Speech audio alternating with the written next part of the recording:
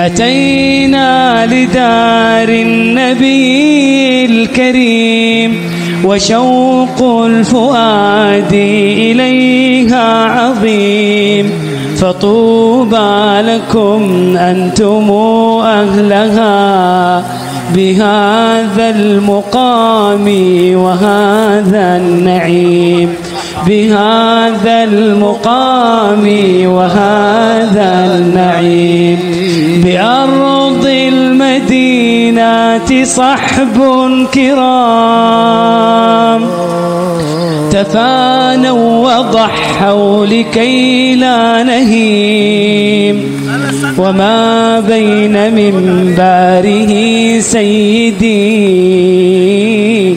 ومسكنه روضة من نعيم، ومسكنه روضة من نعيم.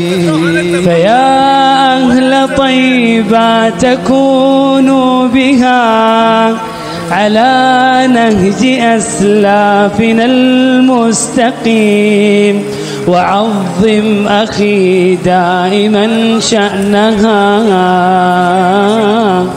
ففي أرضها خير جسم يقيم، ففي أرضها خير جسم يقيم.